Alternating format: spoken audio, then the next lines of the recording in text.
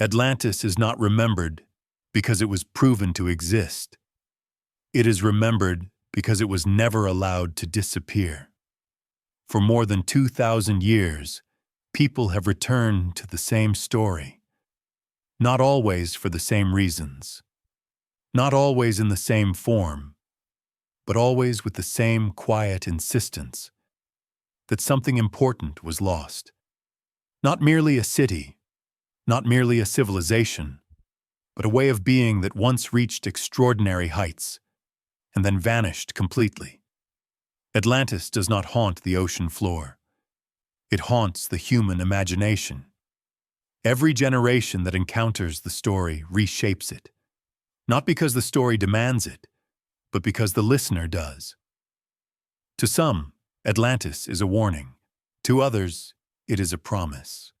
To others still, it is a mystery that refuses to stay buried.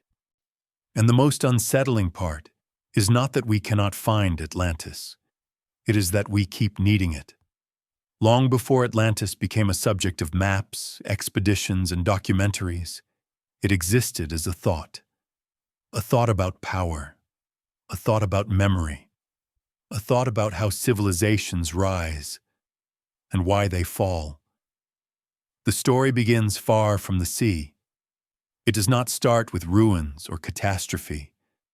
It begins in reflection, in questions that ancient thinkers asked themselves when they looked at their own societies and wondered how long order could last. Because even the most stable systems feel permanent, until suddenly they are not. Atlantis enters history not as an answer, but as a mirror. When people speak about Atlantis, they are rarely speaking about the past alone. They are speaking about anxiety, about excess, about imbalance, and about the fear that complexity itself might carry the seeds of collapse. The idea is simple but deeply unsettling. What if a civilization does everything right and still fails? What if progress is not a shield, but a blindfold? What if the systems that protect us also slowly disconnect us from the reasons we built them in the first place? Atlantis lingers because it refuses to reassure. It offers no comfort that collapse comes only from incompetence or cruelty. It suggests something far more disturbing: that a society can be intelligent, organized, prosperous, and still drift quietly toward disappearance. No villains are required, no single moment of failure, only distance. Distance between power and responsibility, between structure and purpose, between memory and meaning. This is why Atlantis keeps returning at moments of transition. When empires expand, when technology accelerates, when systems become so complex that no individual fully understands them. In these moments, Atlantis feels less like a myth and more like a warning written in advance. Yet from the very beginning, the story resists certainty. Was Atlantis real, or was it always symbolic? Was it a historical memory distorted by time, or a philosophical construction designed to teach? The question itself becomes part of the story. Atlantis exists in a space where proof feels just out of reach, close enough to imagine, distant enough to debate. This ambiguity is not accidental. A story that could be settled would eventually be forgotten. A story that remains unresolved can survive indefinitely. Atlantis survives because it refuses to be placed. It does not belong fully to history. It does not belong fully to fiction. It occupies the uneasy territory between them. That territory is dangerous because it invites belief without demanding submission, skepticism without closure. And so the story adapts. In some eras, Atlantis becomes a lost continent. In others, it becomes a source of ancient wisdom. Sometimes it becomes the origin of all civilizations. Sometimes it becomes proof of forgotten technology. Each version reveals less about Atlantis and more about the people telling the story. When societies feel confident, Atlantis is dismissed as allegory. When societies feel uncertain, Atlantis is searched for. When faith dominates, Atlantis becomes moral instruction. When science dominates, Atlantis becomes a problem to be solved or debunked. And yet, neither faith nor science has managed to erase it. Because Atlantis is not competing with evidence, it is competing with memory. Not memory of what happened, but memory of what could happen. It speaks to a fear that progress is reversible, that complexity can collapse, that knowledge can be lost, entire ways of life erased in a moment, no ruins left behind, no survivors to explain, only silence. This silence is essential. Atlantis does not end in chaos. It ends in absence. A single day, a single night, and then nothing. The ocean closes over it, and history moves on as if nothing had been there at all. For a civilization that believed itself central, this is the most terrifying fate imaginable. Not defeat, not conquest, but irrelevance. Atlantis warns that the world does not remember greatness. It remembers continuity. And when continuity breaks, even the most advanced achievements can vanish without a trace. This is why Atlantis feels modern, not because of its technology, not because of its scale, but because it embodies a fear we recognize, that our systems may outgrow our wisdom, that efficiency may replace judgment, that order may persist long after meaning has faded. Atlantis does not accuse, it does not preach, it simply exists, waiting to be rediscovered whenever a civilization begins to wonder whether it has gone too far. This story has been retold for more than 2 millennia, not because it provides answers, but because it refuses to settle the question. Was Atlantis destroyed by nature or by its own success? Was it ever real? Or was it always a warning disguised as history? These questions will remain open. Because Atlantis was never meant to be found. It was meant to be remembered. And as long as civilizations continue to rise, build, and trust their systems to carry them forward, Atlantis will remain, not beneath the waves, but just beneath awareness. The story of Atlantis does not come to us as a discovery. It arrives as a recollection. It is not presented as something witnessed, measured, or recorded directly. It is offered as something remembered, passed down carefully, at a distance that grows wider with every retelling. This distance is not a weakness in the story. It is its foundation. Atlantis enters the historical record through Plato, writing in Athens in the 4th century before the Common Era. But Plato does not speak in his own voice. He does not say, "This happened." He does not say, "This is true." Instead, he constructs a chain. The story is told by Critias. Critias claims he heard it as a child. He heard it from his grandfather. His grandfather heard it from Solon. And Solon, one of Athens' most respected lawgivers, claimed to have learned it in Egypt. By the time Atlantis reaches the listener, it has already traveled through generations. This is not accidental. Plato was acutely aware of how authority functions in storytelling. A direct claim invites challenge. A layered memory invites contemplation. Each link in the chain does not add certainty. It adds weight. Solon occupies a crucial position in this structure. He is not a poet. He is not a mystic. He is remembered as a legislator, a man associated with order, restraint, and civic responsibility. By placing Atlantis in Solon's mouth, Plato borrows credibility without asserting proof. According to the account, Solon traveled to Egypt around the beginning of the 6th century before Christ. This journey itself is significant. To the Greeks, Egypt represented antiquity. Where Greece saw cycles of rise and collapse, Egypt claimed continuity. Egyptian priests preserved records when others lost them. They remembered when others forgot. In the city of Sais, Solon is said to have encountered priests who challenged his assumptions about history. They told him something unsettling. They told him that the Greeks were young, not in years, but in memory. According to the priests, Greek civilization had been wiped clean multiple times by catastrophes, floods, fires, and upheavals that erased records and reduced societies to beginnings. Each time, people survived, but knowledge did not. Egypt, they claimed, was different. Protected by geography and tradition, its temples preserved records spanning thousands of years. It is within this framework that Atlantis is introduced, not as a marvel, but as a correction.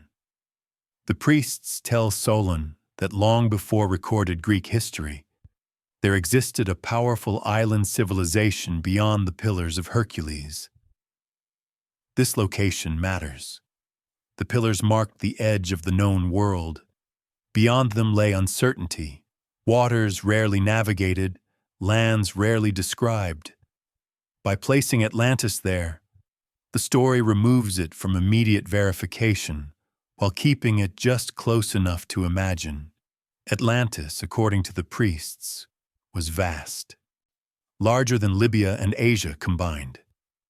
A maritime power that controlled not only the island itself, but territories extending into the Mediterranean world. Its reach was expansive, its influence undeniable.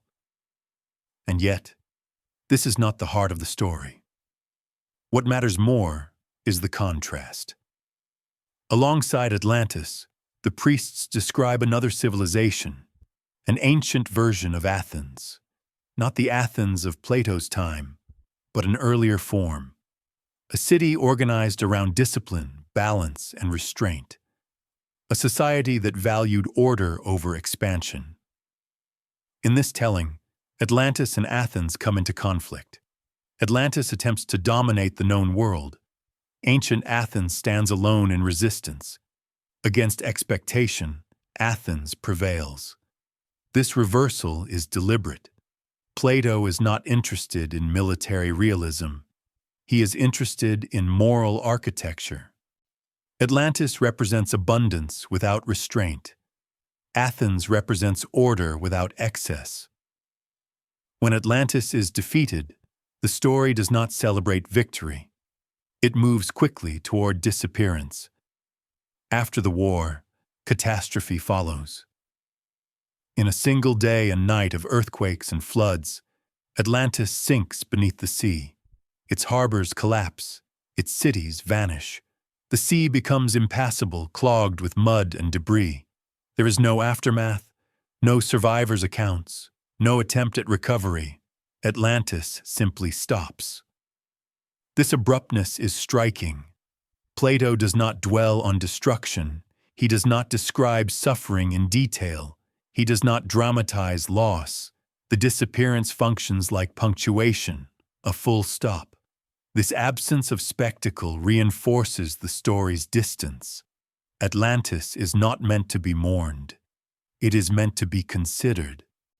Plato introduces this narrative at the opening of the Timaeus as a prelude to discussions about the structure of the cosmos and the ideal state.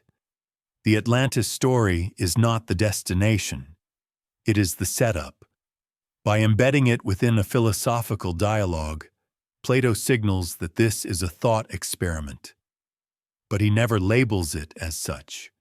He allows the ambiguity to remain. This ambiguity proved powerful. Even in antiquity, readers disagreed about how to understand Atlantis. Some treated it as allegory. Others believed it preserved historical memory. Plato never intervenes to clarify. This silence is strategic. A story that asserts its meaning risks becoming limited.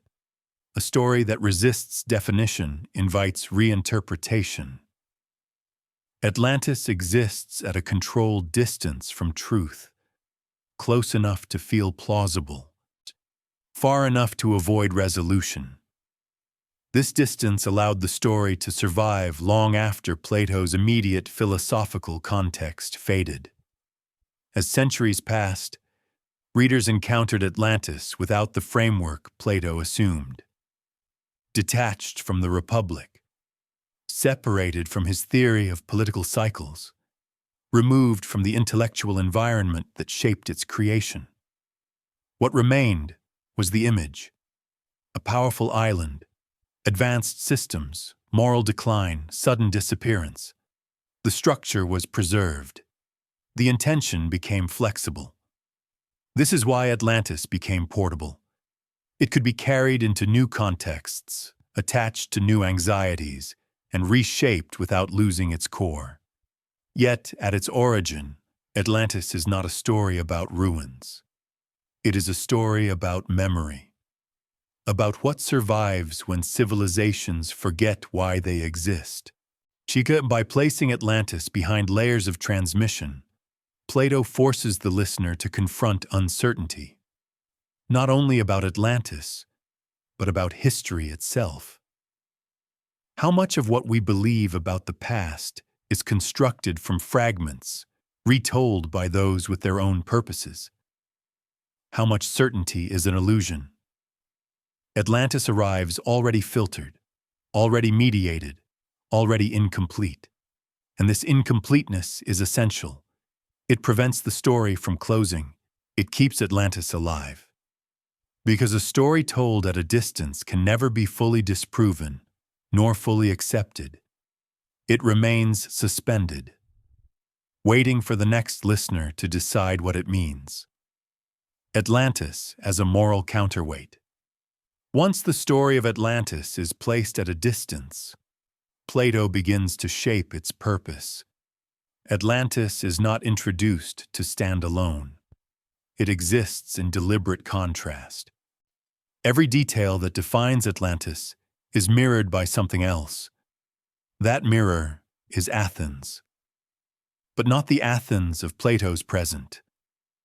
The Athens in this story belongs to an earlier age, one that Plato constructs with care. It is disciplined rather than expansive, restrained rather than ambitious, organized not around wealth, but around balance. Atlantis, by contrast, is abundance given form. Plato describes its power not through chaos, but through order. Its systems function, its infrastructure holds, its laws are obeyed. This is not a barbarian empire, it is a successful one. That distinction is crucial. Plato is not warning against disorder. He is warning against a particular kind of success. Atlantis does not fall because it is weak. It falls because it forgets why strength exists. In the story, Atlantis begins with divine inheritance. Poseidon fathers the first kings. Their rule is guided by restraint, tempered by memory of something higher than power. As long as this balance remains, Atlantis thrives without excess. But balance does not collapse suddenly. It erodes. Generation by generation, the divine element is diluted. Not through rebellion, not through catastrophe, but through normal life, intermarriage, inheritance, distance from origin. What was once sacred becomes habitual. What was once meaningful becomes procedural. Atlantis continues to function, but its purpose shifts. Expansion replaces stewardship. Influence replaces responsibility. Plato does not describe tyrants. He describes drift. This is what makes Atlantis dangerous.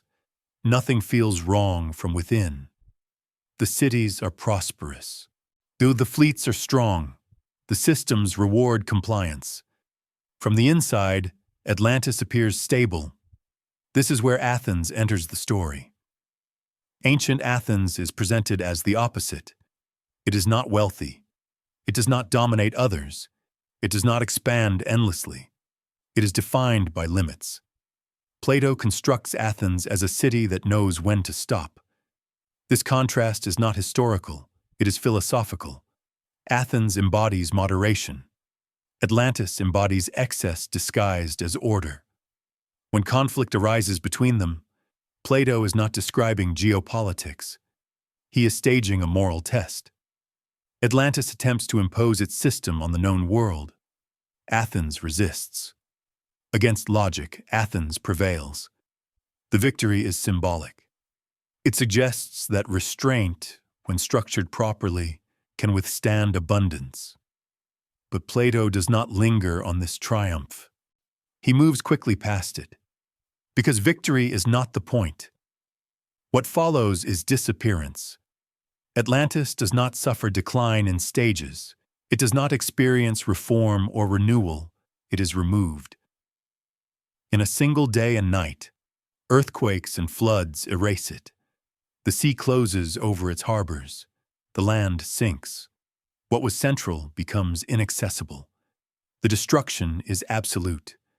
This finality matters. Plato does not allow Atlantis to survive as a diminished power. It must vanish completely. Why? Because partial survival would soften the lesson. A broken empire can be rebuilt. A lost one cannot. Atlantis serves as a boundary, a line beyond which recovery is impossible. Athens, meanwhile, remains. But Plato is careful.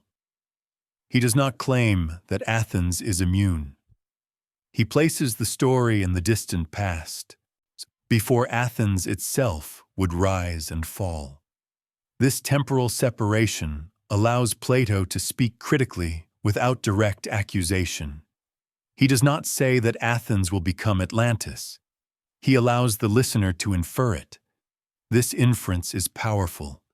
It places responsibility on the audience. Atlantis becomes a warning not to enemies, but to oneself. Plato's contemporaries lived in the aftermath of empire.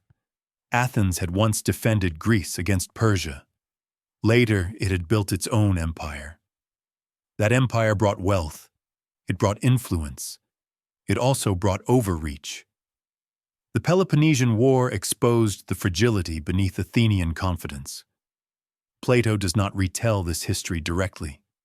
Instead, he displaces it. Atlantis becomes the vessel for critique. By condemning Atlantis, Plato critiques imperial ambition without naming it. This indirectness preserves the story. It allows Atlantis to survive long after Athenian politics fade. Because the lesson is not tied to a specific city, it is tied to a pattern.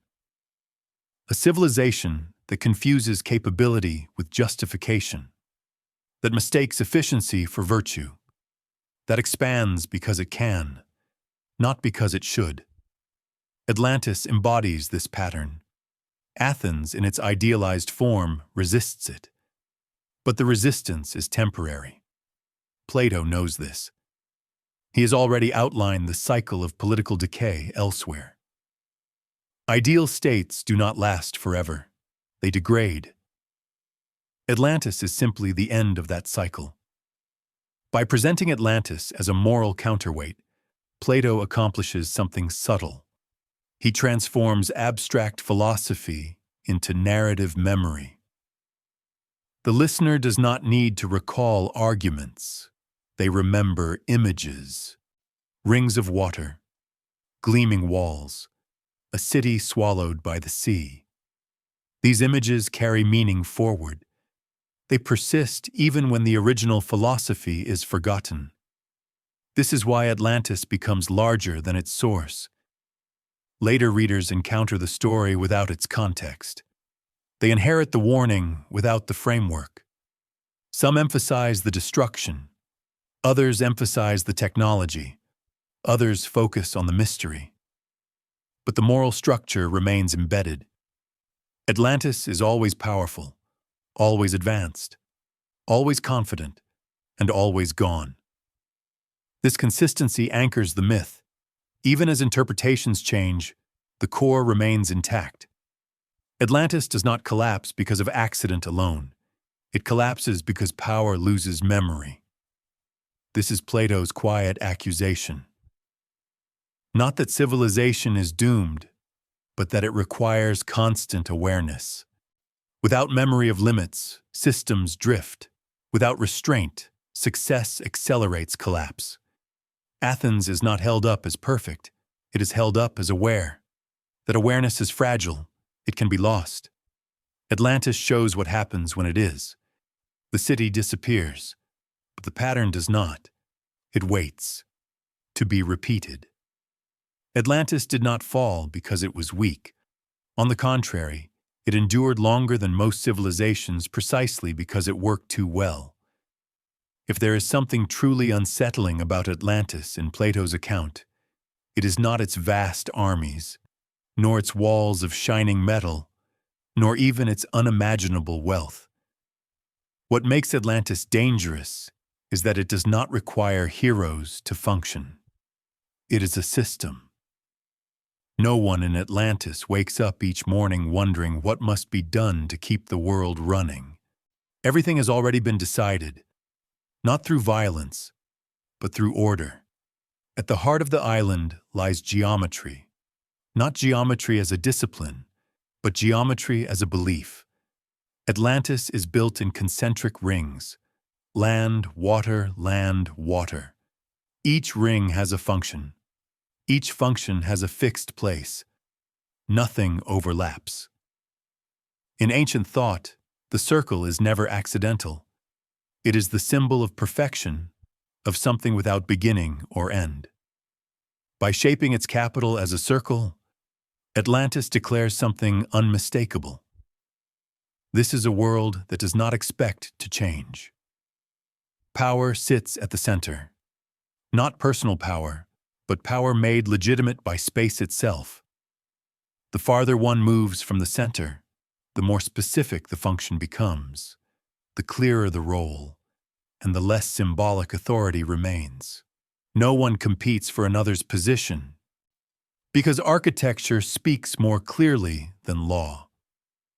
You do not need complex legislation when every road already leads to the same place. Atlantis does not grow chaotically. It does not expand out of ambition, but out of capacity. Its land is so fertile that it yields 2 harvests each year. Water flows from the mountains to the plains through straight, measured canals, engineered with precision. There is no space for waste.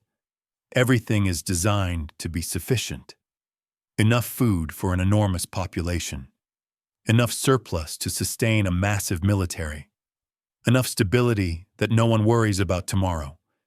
And here, the danger quietly begins. A society in which no one worries is a society in which no one asks questions. Atlantis is not a civilization of inspiration. It does not depend on constant genius. It requires only people who perform their assigned function correctly. Each person is born into a place, not through oppression, but because the system has been refined so completely that no empty space remains. Other societies adapt to uncertainty. Atlantis adapts to perfection. Its army is not built to conquer the world overnight. It exists to ensure that no element of chance can interrupt order. The numbers Plato provides are not meant to impress, but to demonstrate something else. Atlantis can anticipate every scenario. Every figure is balanced. Every unit is symmetrical. There is no sign of panic, no reliance on improvisation. This is a society that has replaced intuition with calculation and personal ethics with collective efficiency. Even the kings of Atlantis are not kings in the familiar sense. They do not rule by will. They oversee a system that existed before them and will continue after they are gone. They meet at fixed intervals, judge according to laws engraved in metal, and seal decisions with ritual sacrifice not to glorify authority, but to remind themselves that power does not belong to individuals. When power is no longer personal, it becomes invisible. And when power is invisible, no one knows exactly when it begins to drift. Atlantis is the dream of every technocracy, a society where every problem has a technical solution, where deviation is treated as a system error, not a moral crisis. No one is forced to become corrupt. They simply are never encouraged to become better. When a society runs too smoothly, it no longer needs memory. No one in Atlantis remembers why the laws were created. They only know that the laws work. No one retells the story of beginnings, because the present system appears to justify itself. And this is the most dangerous blind spot of all. A society without memory has no anchor when change inevitably arrives. Atlantis has not collapsed yet. There is no catastrophe on the horizon. No wave is forming beyond the harbor. But at this moment, the civilization has already placed its entire future on a single assumption. That perfection can sustain itself, and no assumption has ever been more dangerous. There is a moment in every successful system when it stops asking why and begins to ask only how fast. Atlantis reaches that moment quietly. Nothing breaks. Nothing collapses. No law is repealed. No rebellion begins. Instead, something subtler happens. Judgment becomes unnecessary. Not because the people of Atlantis have become wiser, but because the system no longer requires wisdom to continue functioning. In earlier generations, decisions were made by remembering purpose, by recalling the balance between human limits and divine restraint, by acknowledging that power required constant attention. But Atlantis has refined those decisions into procedures. When a problem appears, the system responds before anyone reflects. When imbalance threatens, it is corrected automatically. Efficiency becomes virtue, and virtue, once reduced to efficiency, loses its moral weight. People in Atlantis no longer ask whether something should be done. They ask only whether it can be done more cleanly, more quickly, with fewer disruptions. The system rewards smooth outcomes, not thoughtful hesitation. Over time, hesitation itself begins to feel irresponsible. Why slow down when the machinery has proven reliable for centuries? Why question outcomes when results consistently meet expectations? Atlantis does not abandon ethics.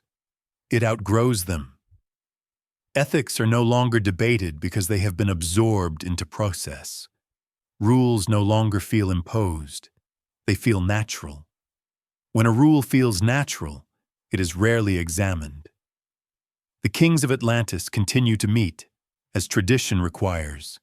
They gather at fixed intervals. They recite the ancient laws. They perform the rituals exactly as prescribed. From the outside, nothing has changed, but internally, these gatherings have become confirmations, not deliberations. No king arrives uncertain. No decision risks contradiction. The system has already calculated the outcome. The ritual remains, but its meaning has thinned. The sacrifice no longer asks for guidance. It confirms continuity. In this way, power drifts without moving. The greatest transformation in Atlantis is not moral corruption, but moral automation. Good decisions are no longer chosen. They are produced. And when goodness is produced mechanically, it stops being goodness at all. Atlantis begins to trust the system more than the people within it. Individual judgment is seen as unreliable, personal reflection as inefficient, memory as unnecessary. Why rely on human uncertainty when the system offers consistency? Why tolerate doubt when outcomes can be optimized? Gradually, people stop developing inner restraint. They no longer practice self-questioning because the system questions for them. Responsibility becomes distributed so widely that no one truly holds it. If something goes wrong, it is not a moral failure. It is a technical fault. And technical faults can always be fixed. This is how Atlantis begins to lose the ability to recognize danger. Because danger no longer arrives as crisis, it arrives as improvement. Each refinement removes friction. Each optimization removes pause. Each solution eliminates uncertainty. But uncertainty is where judgment lives. Without uncertainty, there is no need for wisdom. Atlantis grows increasingly confident not because it understands itself better, but because it encounters no resistance. Its expansion does not feel aggressive. It feels inevitable. Neighboring regions are absorbed not through conquest, but through integration. Why resist Atlantis when its systems offer stability, abundance, and order? Those who join do not feel conquered. They feel upgraded. And this is perhaps the most dangerous form of power. Power that does not feel like domination is rarely questioned. Atlantis does not force compliance. It demonstrates superiority. Efficiency becomes persuasion. Over time, Atlantis stops encountering meaningful opposition. Not because opposition has been crushed, but because it has been rendered irrelevant. The system absorbs alternatives without needing to confront them. Difference becomes inefficiency. Deviation becomes error. And error is something systems are designed to eliminate. At this stage, Atlantis still believes itself virtuous. It still speaks the language of balance, of law, of inherited wisdom. But these words have become labels, not commitments. They describe outcomes, not intentions. The system functions flawlessly, yet no one remembers what flawlessness was meant to protect. Atlantis has not become cruel. It has become indifferent. And indifference, when powered by perfect systems, is far more dangerous than cruelty. Cruelty can be confronted. Indifference cannot. There is no villain to oppose, no tyrant to overthrow. Only procedures that work. Only outcomes that satisfy. Only progress that never asks where it is going.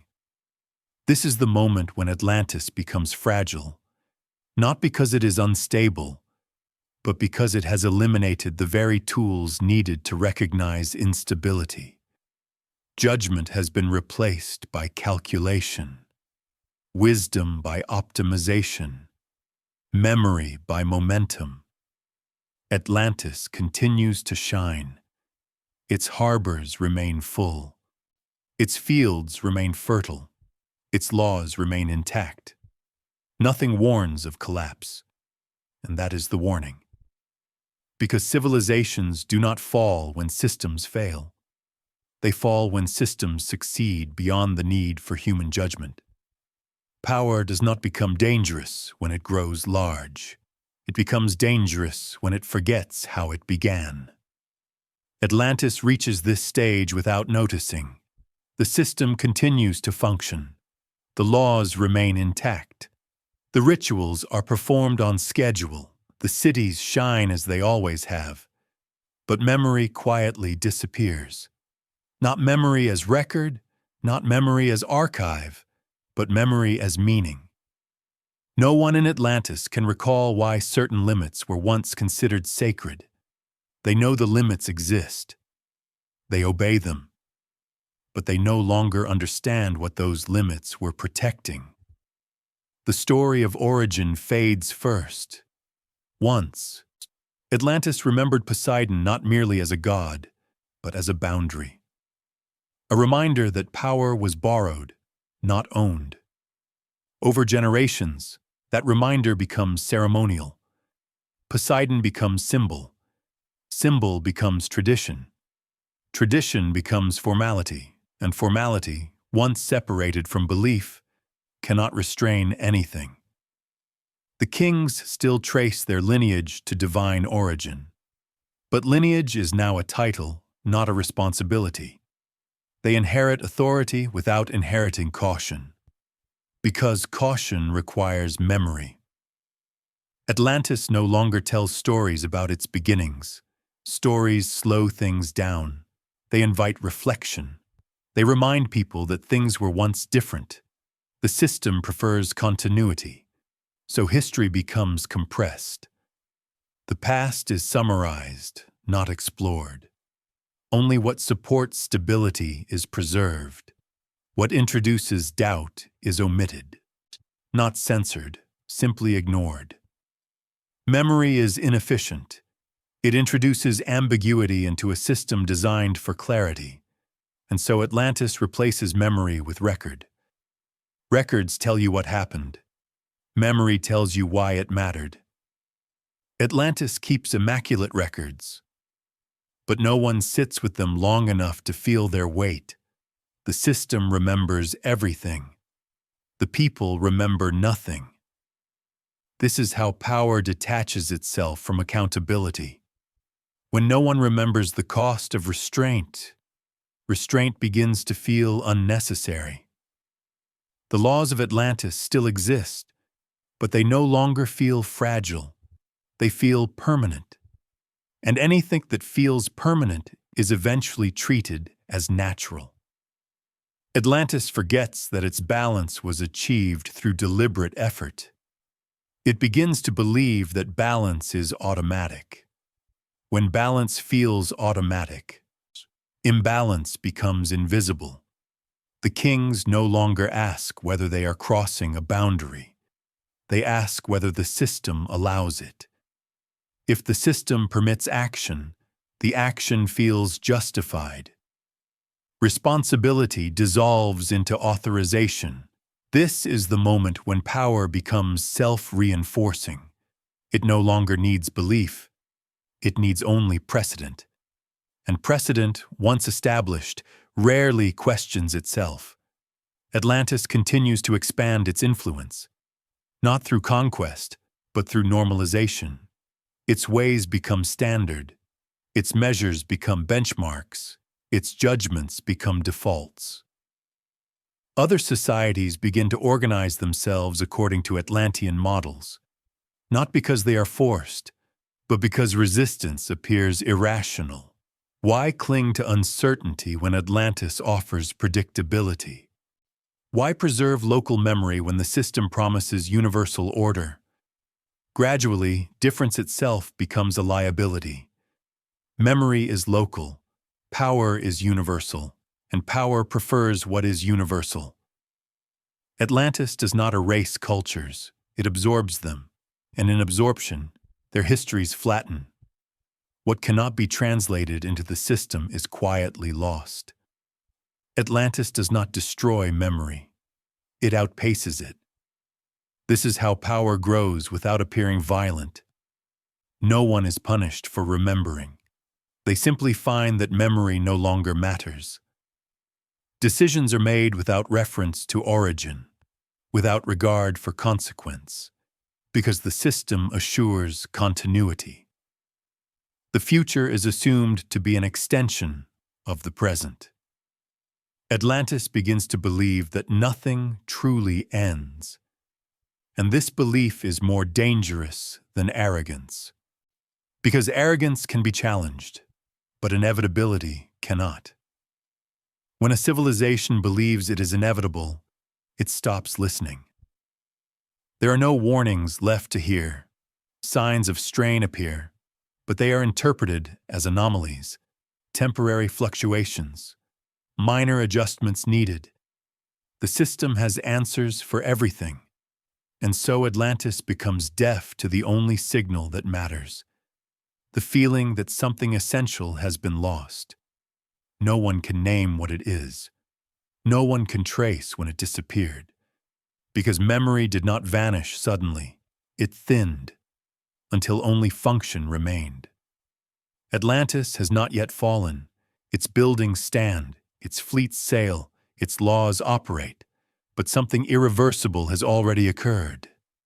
Power now moves without remembering its limits. And when power forgets its limits, it does not need enemies. Some time will be enough. Civilizations rarely abandon their gods. They simply stop needing them. Atlantis does not reject the divine. It keeps the temples. It maintains the rituals. It preserves the language of sacred origin. But the divine no longer shapes behavior. It decorates it. In the earliest generations, the presence of the divine served a practical function. Not mystical, but restraining. The gods were reminders that power had limits, that order required humility, that no system, no matter how elegant, was self-created. But as Atlantis refined its institutions, the divine presence became less necessary. The system could now do what belief once did. It could enforce limits. It could regulate conduct. It could preserve balance without requiring reverence. And so reverence faded. Not abruptly. Not through disbelief. But through irrelevance. People still spoke the names of the gods. They still honored festivals. They still repeated ancestral formulas. But belief no longer carried risk. Nothing meaningful depended on it. In early Atlantis, to violate sacred limits meant more than legal consequence. It meant cosmic imbalance. Now violations are measured differently. They are assessed in terms of efficiency, impact, and system tolerance. If an action does not disrupt order, it is not considered dangerous, even if it erodes meaning. This is how the divine becomes diluted, not by denial, but by redundancy. The system provides certainty. The gods once did. The system offers predictability. The gods once did. The system guarantees continuity. The gods once did. When two forces perform the same function, the less tangible one fades. Atlantis begins to trust what it can calculate more than what it can contemplate. Divine ancestry, once a burden, becomes an ornament. The kings still trace their lineage to Poseidon, but the lineage no longer frightens them. It no longer demands restraint. It no longer invites reflection. It confers legitimacy without responsibility. Divinity becomes inheritance, not obligation. And inheritance, when detached from memory, loses its moral weight. The divine element within the Atlanteans was once understood as something fragile, a gift that could be lost. Plato is careful here. He does not say the gods punish Atlantis for becoming immoral. He says something quieter and more disturbing. The divine element thins, not because the gods withdraw, but because humans dilute it. Intermarriage with mortals, in Plato's telling, is not a biological claim. It is a metaphor.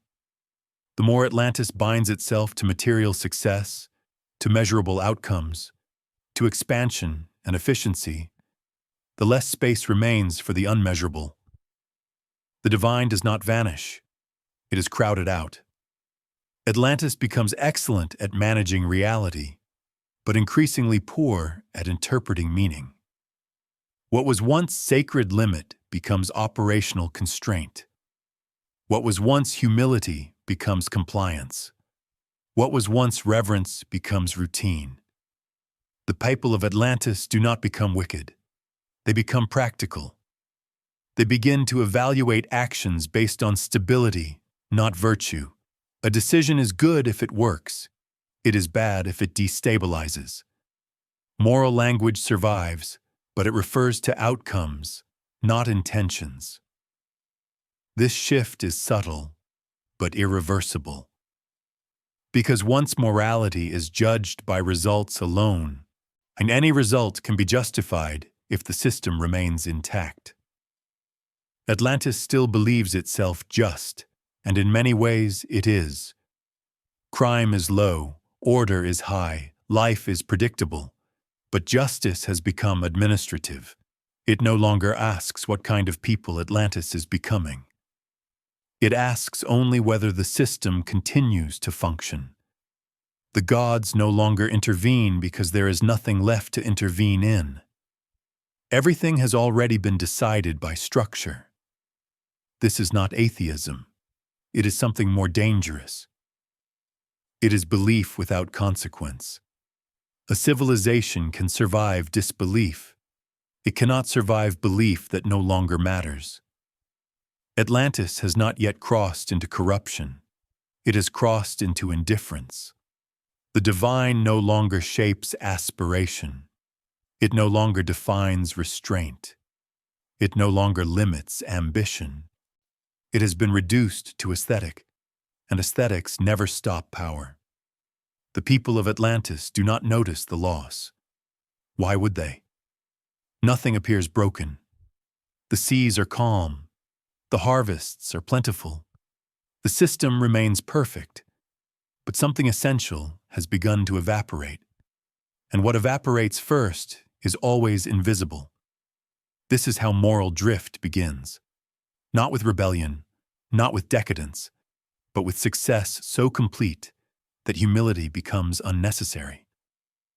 Laws do not fail when they are broken. They fail when they are followed without understanding. Atlantis does not descend into lawlessness.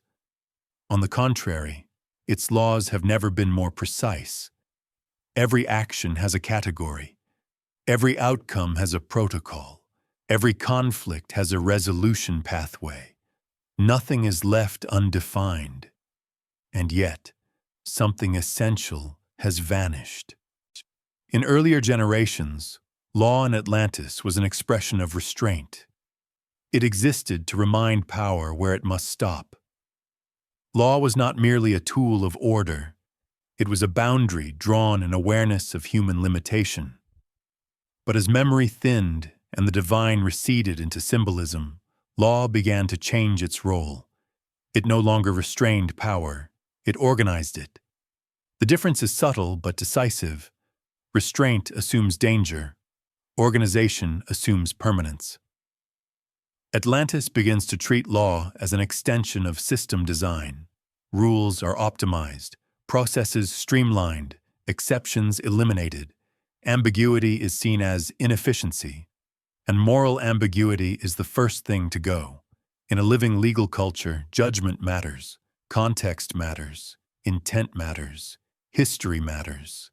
In Atlantis, these elements are preserved only insofar as they can be formalized. What cannot be encoded is slowly ignored. Law becomes predictive. It no longer asks what is right. It asks what is consistent. Consistency replaces conscience. The kings still gather to judge disputes.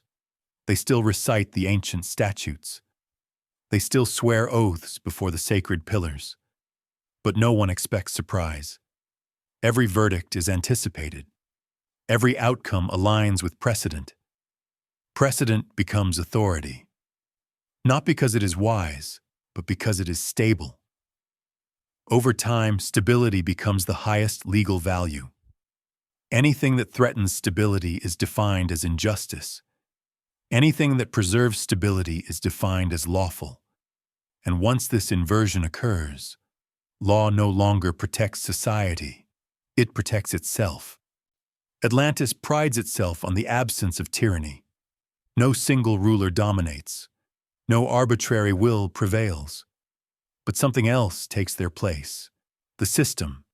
And systems do not feel remorse. When a law causes harm, it is not seen as a moral failure. It is seen as a misalignment. The solution is adjustment, not reflection.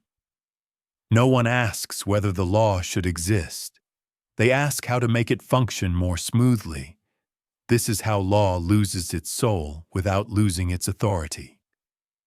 Citizens of Atlantis grow up learning how to navigate the system, not how to question it. Obedience is no longer enforced. It is trained. People learn what works. They learn what advances their position. They learn which interpretations are rewarded. Justice becomes procedural literacy. Those who understand the system benefit from it. Those who do not are not punished. They are simply invisible. And invisibility is far more efficient than oppression. Atlantis no longer needs to silence dissent. Dissent cannot find a category in which to exist. There is no space in the law for moral refusal, only compliance or error. The law does not ask why someone resists. It records that resistance occurred. The spirit behind the action is irrelevant. As long as the system remains coherent, justice is assumed. This assumption is the final transformation, because justice, once assumed, no longer needs defense. The citizens of Atlantis believe they live under perfect law, and in a technical sense they are correct. The laws are clear. They are consistently applied. They are enforced without favoritism. But fairness has replaced wisdom. Equality has replaced judgment. Neutrality has replaced responsibility. Law now operates as a mirror of the system, not as a conscience. It reflects order, not values. Atlantis has not become cruel. It has become precise. And precision, when detached from meaning, can justify anything. The people still speak of justice. They still celebrate law as a civilizing force. But justice has become something that happens automatically. No one carries it personally. No one feels its weight. No one fears misusing it. Because misuse is no longer imaginable. The law has become too clean to question. This is how moral drift accelerates. Not through corruption, but through correctness. Not through tyranny, but through optimization. Not through violence, but through indifference. Atlantis still stands. Its courts function. Its codes are obeyed. Its order is admired. But law, once a guardian of limits, has become an instrument of momentum. And momentum, unrestrained by conscience, always moves toward excess. Empires are usually recognized by the wars they fight. Atlantis is different. Its power spreads without battle cries, without sieges, without the visible marks of domination. No city burns. No armies march in triumph. No defeated peoples are paraded through the capital. And yet, Atlantis becomes an empire all the same. The expansion begins not with conquest, but with admiration. Neighboring societies look toward Atlantis and see stability. They see abundance. They see order without chaos, security without fear. Compared to the uncertainties of their own systems, Atlantis appears effortless. It does not threaten. It offers. Trade agreements first, shared infrastructure next, standardized measures soon after. What begins as cooperation slowly becomes alignment. No one is forced to change. They simply discover that refusing alignment is costly. Atlantis does not invade, it integrates. Its systems are efficient, its laws predictable, its institutions reliable. Those who adopt Atlantean methods find their societies running more smoothly. Taxes collect themselves. Disputes resolve faster. Resources flow with less friction. Why resist something that works? This is how influence replaces violence. Atlantis does not need to impose culture. Its structure quietly reshapes it. Local customs survive, but only where they do not interfere. Local traditions persist, but only if they can be translated into the logic of the system. What cannot be translated is slowly abandoned, not banned, not attacked, simply rendered impractical. People stop teaching old ways because they no longer fit within the dominant framework. Memory gives way to utility. The empire grows without declaring itself an empire, because empire in this form does not feel like domination. It feels like progress. Those absorbed into the Atlantean sphere do not feel conquered. They feel improved. Their lives become more predictable. Their risks decrease. Their future seems clearer, and clarity is seductive. Atlantis never needs to silence dissent. Dissent struggles to survive in a system that rewards conformity with comfort. Those who question the loss of autonomy are not punished. They are ignored. Their concerns do not fit into economic projections, administrative frameworks, or performance metrics. Without a category, their voices disappear. And this is the quietest form of empire. No tyrant sits at the center. No ideology demands loyalty. Only systems that work better than the alternatives. Over time, Atlantis becomes the reference point. Its standards become norms. Its measures become universal. Its judgments become default. Other societies stop asking whether Atlantean ways are right. They ask only whether they are compatible. Compatibility replaces sovereignty. Difference becomes inefficiency. And inefficiency, in a system-driven world, is unacceptable. Atlantis does not erase borders. It makes them irrelevant. Political independence remains on paper, but decision-making quietly relocates to the logic of Atlantean systems. Local leaders retain titles, but their choices are constrained by the structures they depend on. They rule, but only within parameters they did not design. Responsibility becomes blurred. When decisions are unpopular, leaders point to necessity. When outcomes disappoint, they blame the system. No one feels fully accountable, and without accountability, power expands unchecked. Atlantis still believes itself benevolent. It does not extract tribute through force. It does not enslave populations. It does not destroy cultures outright, but it reshapes them. And reshaping, done gradually, often feels kinder than destruction. The people of Atlantis do not see themselves as imperial. They see themselves as exemplary. They believe others follow because following is rational. And in a narrow sense, they are correct. Atlantis offers solutions. What it does not offer is choice. Because choice requires friction, and friction has been eliminated.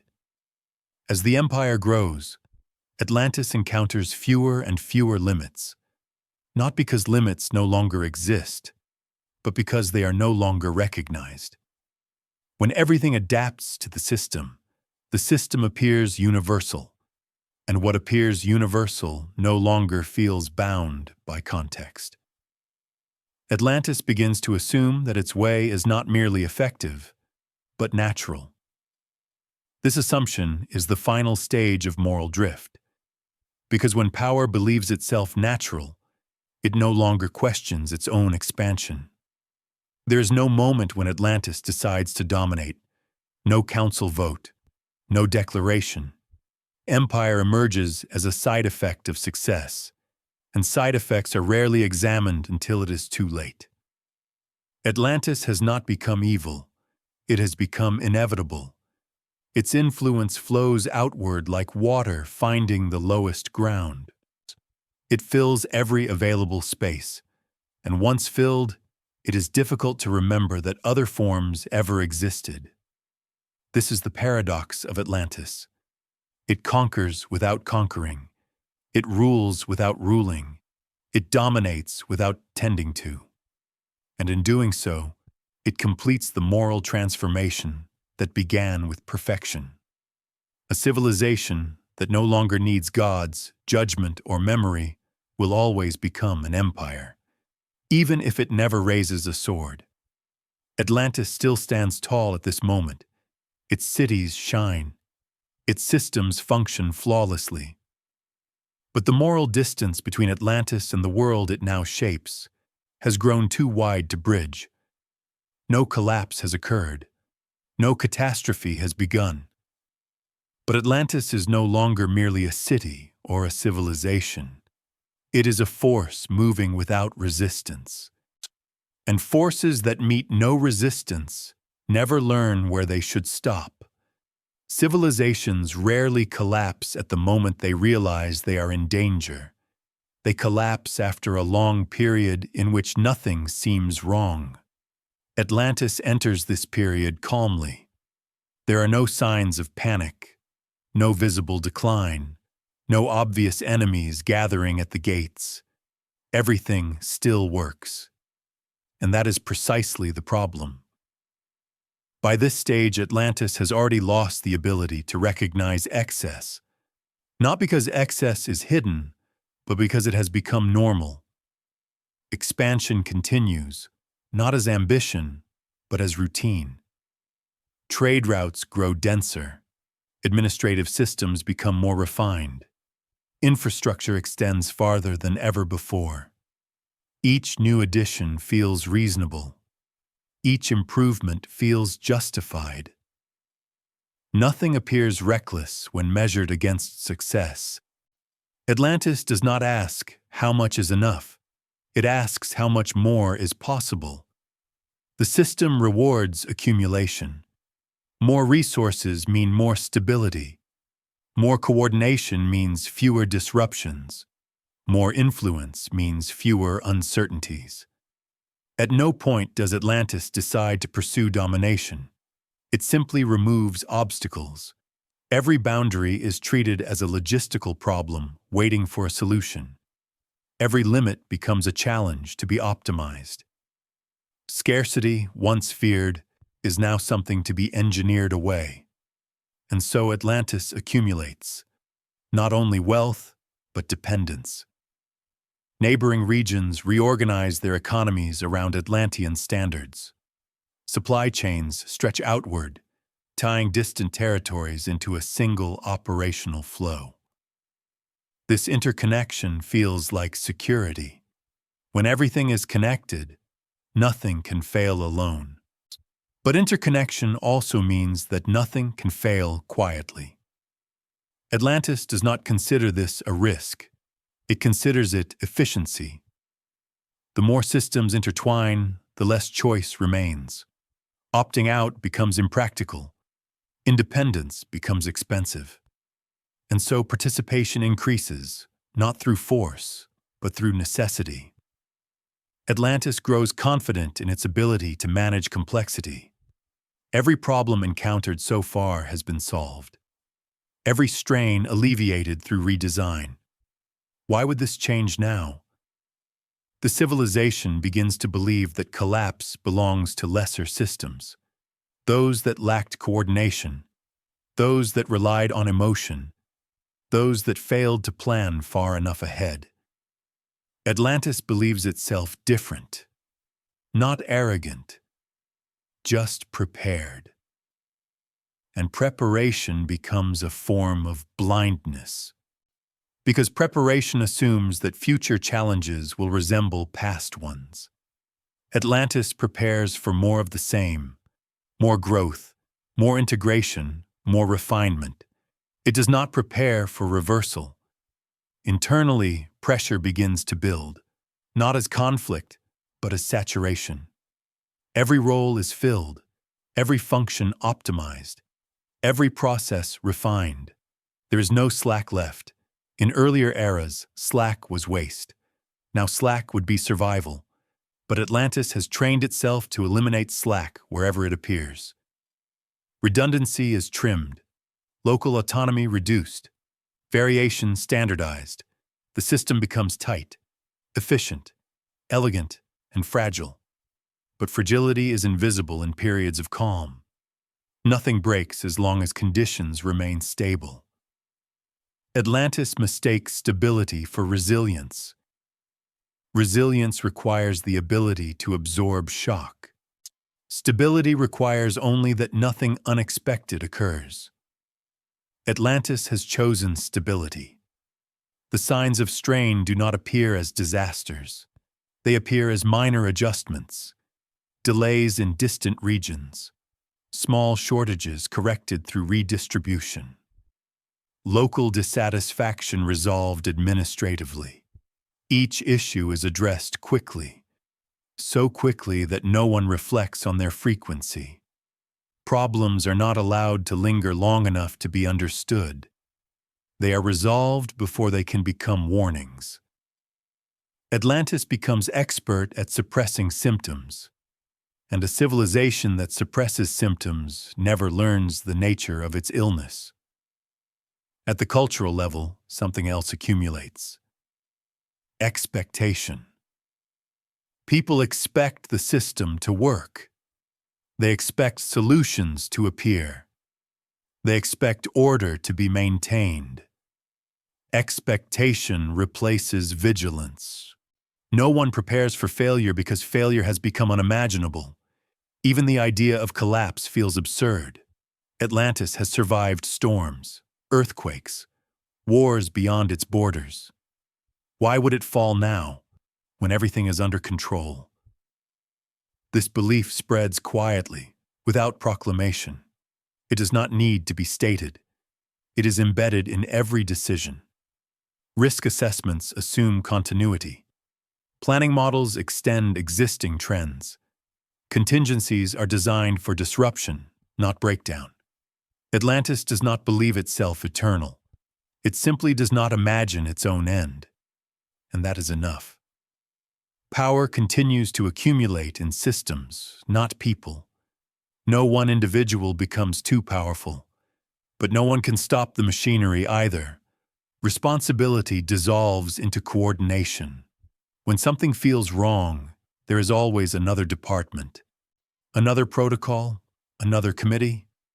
Concern is diffused before it can crystallize. Atlantis is not blind. It sees everything. But seeing everything prevents it from focusing on anything. Signals drown in data. Warnings are contextualized into insignificance. Everything is explainable. Everything is manageable, until it is not. But that moment has not arrived yet. Atlantis still stands at its peak. Its cities gleam. Its influence stretches farther than ever.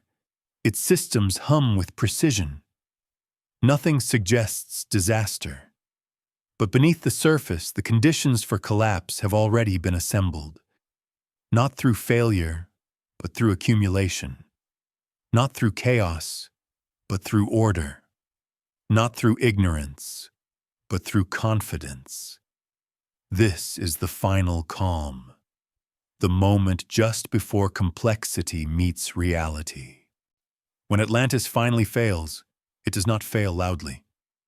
There is no single night of fire, no dramatic betrayal, no final battle worthy of memory. There is only a pause that never ends. The city does not fall. It stops.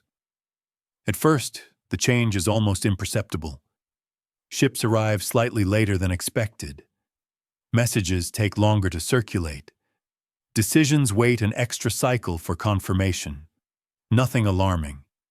In a system as large as Atlantis, minor delays are normal. They are logged, adjusted, absorbed. The system has handled worse. But these delays do not resolve. They accumulate. Not as crisis, but as friction. Processes that once flowed seamlessly now require clarification. Clarification requires authorization. Authorization requires consensus. Consensus takes time. Atlantis has optimized for efficiency, not for interruption. An interruption has arrived.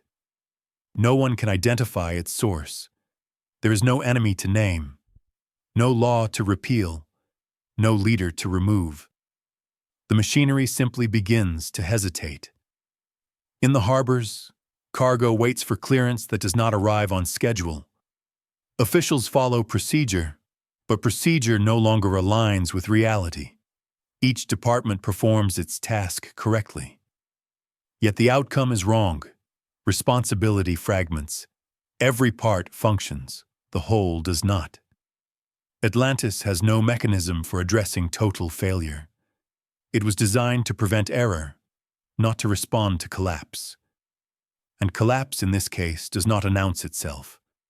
The canals still carry water, the walls still gleam, the temples still stand. But coordination weakens. Local administrators make decisions that conflict subtly with decisions made elsewhere. No contradiction is severe enough to trigger alarm. Yet each one adds drag. The system becomes heavy.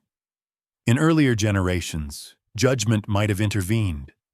Someone might have stepped outside procedure, acted decisively, accepted responsibility. But Atlantis has trained such impulses away. Deviation feels dangerous. Improvisation feels reckless. So everyone waits for the system to correct itself. But the system requires input, and no one provides it. The city enters a state that has no name. It is not panic. It is not revolt. It is not despair. It is uncertainty without permission to resolve. People continue their routines. Markets open, courts convene, rituals are observed. But beneath the surface, trust begins to thin. Not trust in individuals, but trust in outcomes. People stop assuming that things will work. They begin checking. Checking slows everything. Verification replaces flow. Atlantis becomes cautious, but too late. Caution without flexibility only increases inertia. Information piles up faster than it can be processed. Warnings appear, but they are contradictory. Some indicators suggest recovery. Others suggest deeper strain. The system cannot reconcile them. It was built to optimize clear signals, not to interpret ambiguity. Atlantis has eliminated ambiguity for centuries. Now ambiguity returns, and there is no cultural muscle left to handle it. The kings convene. They follow protocol. They review data. They reaffirm commitment to existing laws. No one proposes something new. Newness feels irresponsible in a moment requiring certainty. But certainty is unavailable. So the meetings end without resolution. Not because leaders are corrupt, but because they are constrained by the very structures that once ensured stability. Power exists everywhere and nowhere. Decisions are deferred until alignment is restored. Alignment never comes. Atlantis begins to experience localized failures. A port closes temporarily. A region experiences shortage. A legal dispute lingers unresolved. Each failure is contained. But containment consumes energy. Soon, containment becomes the primary activity. Maintenance replaces progress. The city shifts from expansion to preservation. This shift is subtle but irreversible. People feel it before they can explain it. A sense of waiting settles over the city, not waiting for disaster, but waiting for instruction. No instruction arrives. The gods do not intervene. The laws do not adapt. The system does not correct itself. Atlantis has reached the limit of what automation can manage, and there is no memory left to guide response. The city does not riot. It does not burn. It slows. Trade contracts renegotiated endlessly. Construction projects postponed. Administrative cycles extended. Time stretches. Momentum disappears. Atlantis becomes heavy with its own complexity. Every attempt to restart growth adds strain. Every attempt to simplify encounters resistance. The system is too integrated to be dismantled, too rigid to be redirected. People begin to withdraw into smaller units. Local networks, personal trust, informal arrangements. These are not rebellions. They are adaptations, but they weaken the center. The more people rely on local solutions, the less the central system matters. Authority erodes without confrontation. Atlantis becomes a city where everything exists, but nothing moves. This is the most dangerous moment. Not the moment of collapse, but the moment of suspension. Because suspended systems do not recover, they decay. Maintenance becomes impossible when resources are allocated to sustaining the appearance of order. Eventually, something breaks irreversibly. Not a wall, not a fleet. Confidence. Once confidence disappears, coordination cannot be restored. Atlantis has no script for this stage. Its stories do not include it. Its laws do not anticipate it. Its rituals cannot address it. The city stands, but it is no longer alive. It has not been destroyed. It has been outpaced by its own design. This is how Atlantis ends. Not with catastrophe, but with silence. Not with defeat, but with stoppage. A city so perfectly organized that when it could no longer move forward, it did not know how to change direction. And so, it simply stopped.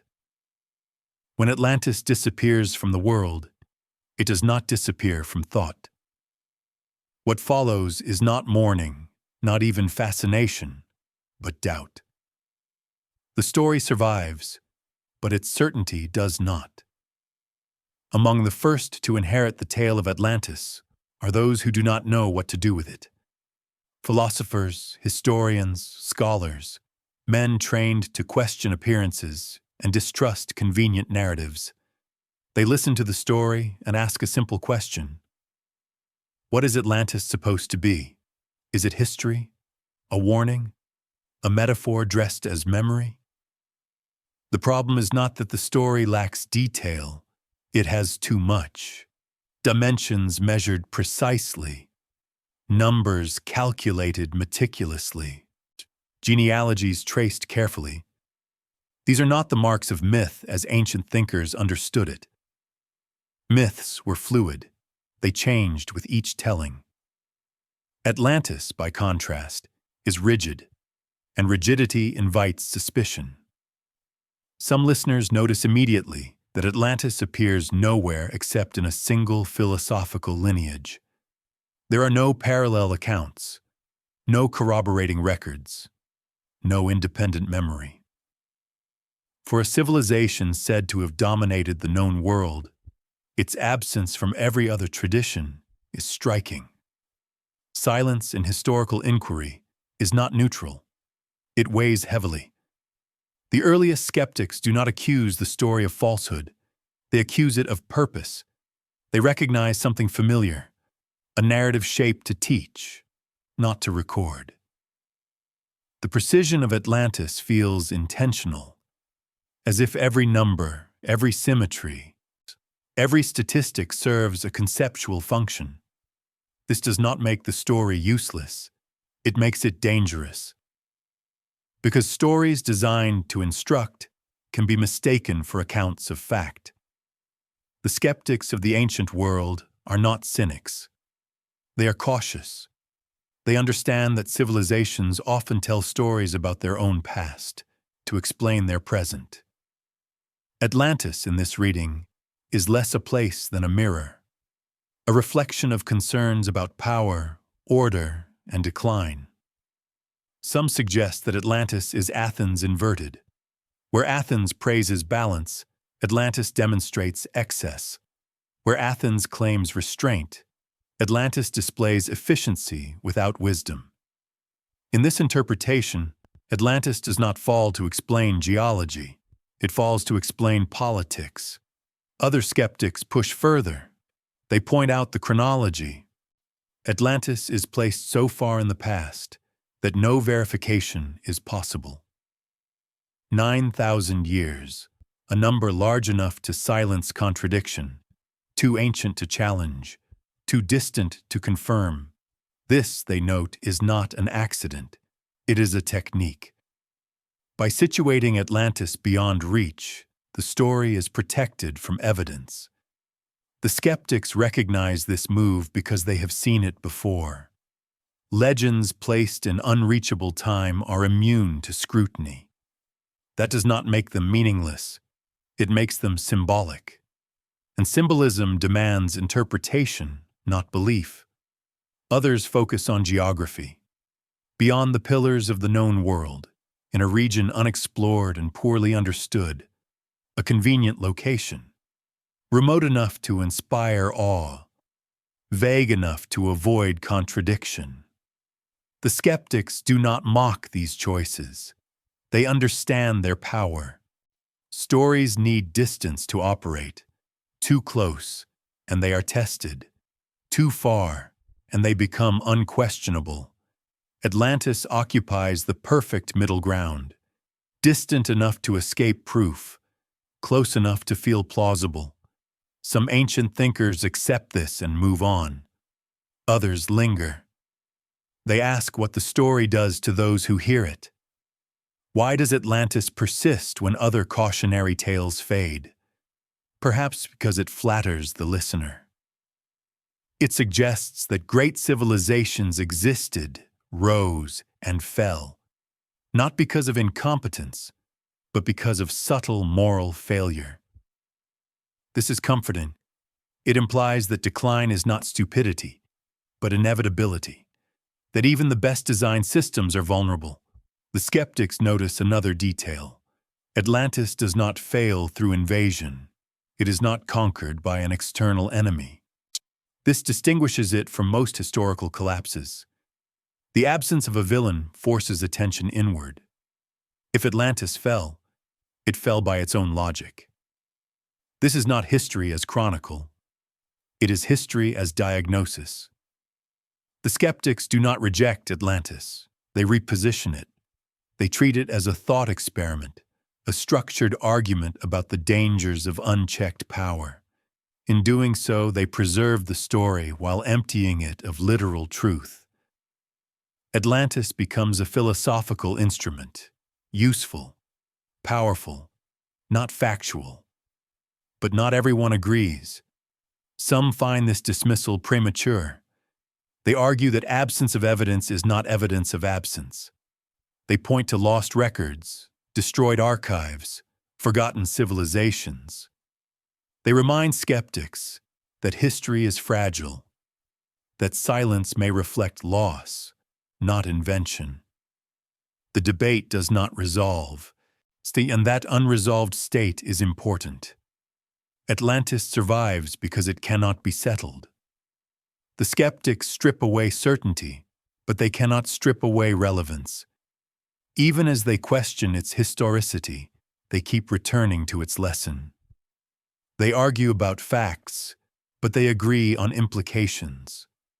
A civilization that mistakes order for virtue will drift. A system that forgets why it exists will collapse. Whether Atlantis happened becomes less important than what it reveals. And so skepticism does not kill Atlantis. It stabilizes it. By refusing to let the story harden into dogma, the skeptics ensure it remains alive. Atlantis becomes something that must be revisited, reinterpreted, re-examined. A story that cannot be believed blindly but cannot be ignored. This is the paradox of Atlantis. Doubt does not erase it. Doubt preserves it. By questioning Atlantis, ancient thinkers prevent it from becoming irrelevant. They turn it into a tool. And tools, unlike monuments, do not decay. When history no longer protects Atlantis, meaning steps in, if the city cannot survive as fact, it will survive as symbol. This transition is not sudden. It unfolds slowly, almost reluctantly.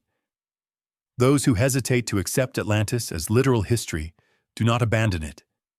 Instead, they reinterpret it. They ask a different question. Not did Atlantis exist, but why was it told this way? In this shift, Atlantis is not rescued from doubt. It is transformed by it. The skeptics of fact become the guardians of meaning.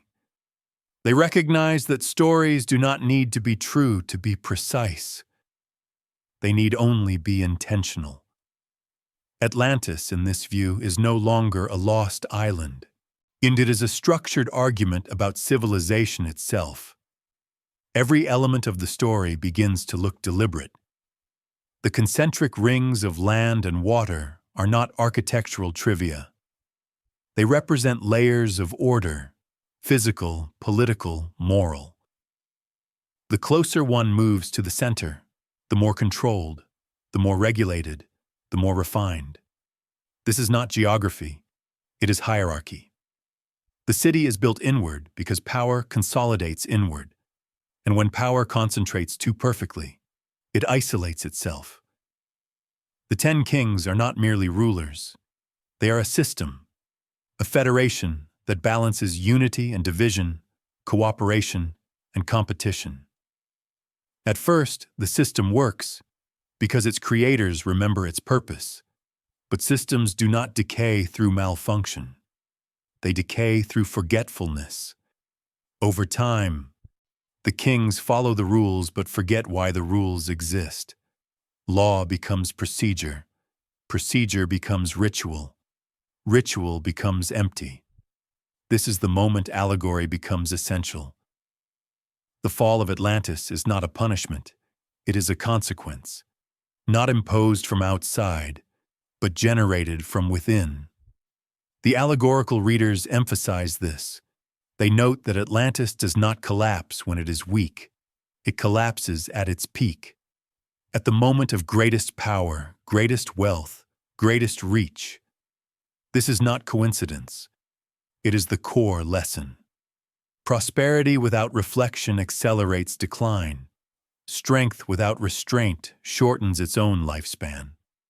Atlantis is not destroyed because it fails to adapt.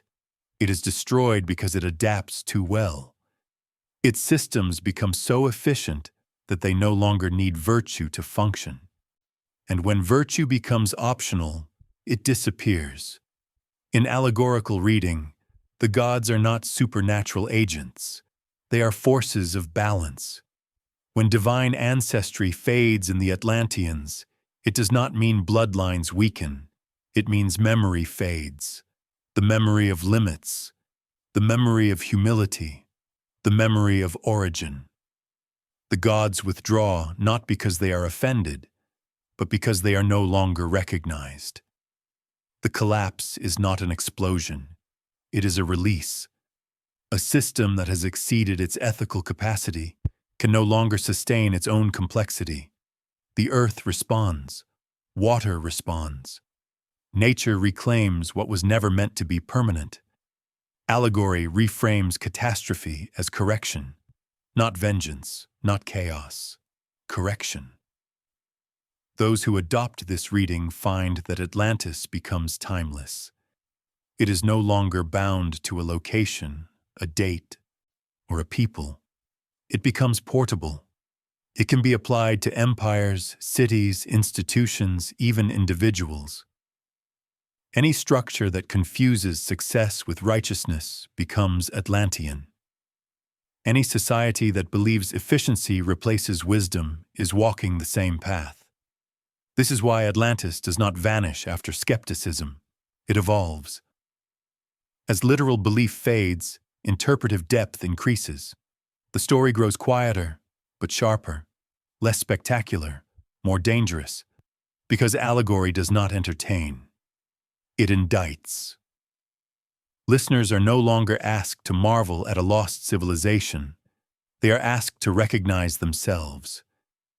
This is the moment Atlantis becomes uncomfortable, no longer safely distant, no longer buried beneath oceans. It exists wherever systems forget the moral logic that created them. This reinterpretation saves Atlantis from irrelevance. As history, it could be disproven. As allegory, it cannot. Because allegory operates on patterns, not facts, and patterns repeat. Those who preserve Atlantis this way understand something essential. Truth is not always descriptive. Sometimes it is structural. Atlantis describes what happens when structure outruns conscience, and that truth does not expire. It renews itself every time a civilization believes it has transcended the past. Thus, Atlantis survives not because it is remembered, but because it is reenacted. Each time power centralizes, each time prosperity silences criticism, each time systems grow more perfect than the humans who operate them. The ocean is only the final image. The real submersion happens earlier. It happens when warning becomes decoration, when wisdom becomes tradition, when tradition becomes myth. In this sense, Atlantis is not lost. It is waiting for recognition, not rediscovery, and allegory ensures it will always be found again. Atlantis does not end when the water closes above it. That is the illusion of catastrophe. Civilizations rarely disappear all at once. They dissolve, they fragment, they leave residues. What vanishes is not influence, but certainty. After Atlantis, there's no clear inheritance, no capital, no lineage that can be traced with confidence, only echoes.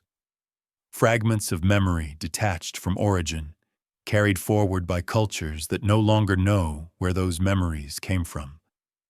This is where Atlantis becomes dangerous again. Because once a story loses its anchor, it becomes available. Available to interpretation. Available to desire. Available to projection. Those who come after Atlantis do not ask whether it existed. They ask what it might explain. Some imagine survivors, not refugees in ships, but ideas in motion, techniques, symbols, architectural instincts, social patterns. They point to similarities across distant civilizations and ask whether coincidence is enough. Monumental stonework, astronomical alignment, sacred geometry, they do not claim proof, they suggest continuity. Atlantis, in this reading, is not a place that vanished. It is a source that dispersed, knowledge broken into pieces, too small to identify on their own, but compelling when assembled. This interpretation is tempting. It allows history to feel connected. It offers a single origin for scattered achievements. It turns fragmentation into inheritance. But temptation is not evidence. Others reject the idea of survivors entirely. They argue that influence does not require origin, that human societies, given similar constraints, often produce similar solutions. Stone is stacked because stone is available. Stars are tracked because they govern seasons. Order emerges because chaos is expensive. In this view, Atlantis leaves nothing behind because there was nothing to leave. Its power was not technical, it was conceptual.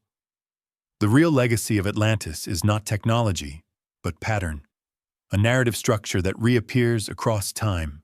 A civilization rises, it organizes itself efficiently, it expands, it loses sight of purpose, it collapses, the details change, the shape does not. This is the echo. Not survivors walking the earth, but systems repeating themselves. As centuries pass, Atlantis is reinterpreted again, not as history, not as allegory alone, but as warning. Later thinkers begin to see Atlantis as a case study in excess, not moral excess in the crude sense, but structural excess. Too much centralization, too much confidence, too much faith in permanence. The city becomes a model of what happens when complexity outpaces wisdom.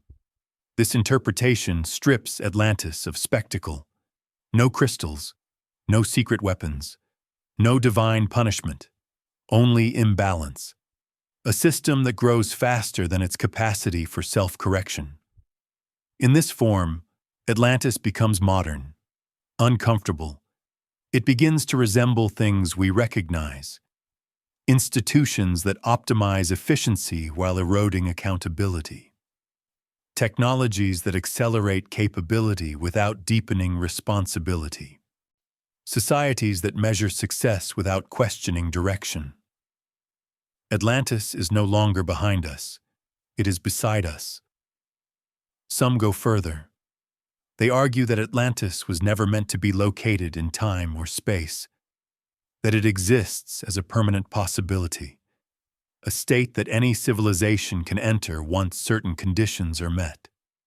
Abundance without reflection, power without restraint, order without memory. In this sense, Atlantis is not lost. It is recurring. It appears whenever a society believes that it has solved the problem of itself, whenever it confuses stability with virtue and control with wisdom. The ocean becomes symbolic, not water, but collapse. A sudden loss of coherence that appears catastrophic only because the decline was gradual. Atlantis sinks not when it fails, but when it succeeds too completely. This is why the story endures, not because it offers answers, but because it refuses closure. Every generation returns to Atlantis with different anxieties. Ancient thinkers saw political decay. Medieval readers saw divine judgment. Modern audiences see technological hubris. The story adapts because the structure remains intact. Atlantis absorbs interpretation without breaking. It is a vessel for fear, but also for insight. As the centuries progress, the literal question fades. Did Atlantis exist? It is replaced by another. What does Atlantis describe that we are not ready to name directly? The answer is rarely flattering. It speaks of systems that forget their limits, of progress that outruns purpose, of success that silences dissent. It reminds us that collapse is often invisible until it is irreversible, that the most dangerous failures do not announce themselves. They arrive quietly, wrapped in achievement. Atlantis does not roar as it dies. It slips. The water closes because the ground has already given way. This is the final echo. Not a city beneath the sea, but a lesson beneath ambition. After Atlantis, nothing remains to be found. No ruins waiting to be discovered. No coordinates to verify. Only the pattern, and the unsettling realization that the pattern does not belong to the past. It belongs to wherever power forgets why it was built, where systems become ends in themselves, where memory is treated as decoration rather than constraint. Atlantis survives not because it was real, but because it is repeatable. And that is why it has never truly disappeared. There is a reason Atlantis is never replaced. Other lost cities fade. Other myths close themselves. Atlantis stays open. It does not satisfy curiosity. It sustains it. This is not accidental. Human beings are drawn to lost worlds because loss creates permission. A vanished civilization cannot argue back. It cannot correct interpretation. It cannot defend itself. It becomes a canvas. Into Atlantis, people pour their anxieties, their longings, their dissatisfaction with the present. When reality feels fragmented, Atlantis promises wholeness. When progress feels directionless, Atlantis offers a memory of purpose. Not a real memory, but a constructed one. And construction is the point. Atlantis is not mourned because it is gone. It is mourned because it feels like something we missed. A version of civilization that was complete, balanced, and meaningful. Whether that version ever existed is irrelevant. What matters is that people want it to have existed. This desire reveals something essential. Atlantis persists because modern life rarely feels coherent.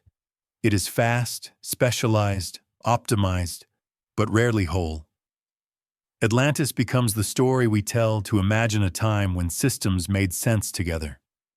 Politics, ethics, technology, nature, not separate domains, but one structure.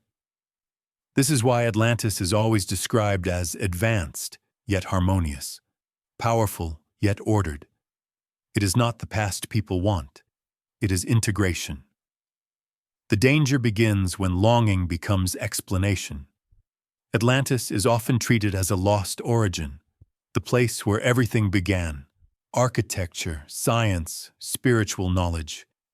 This idea is comforting.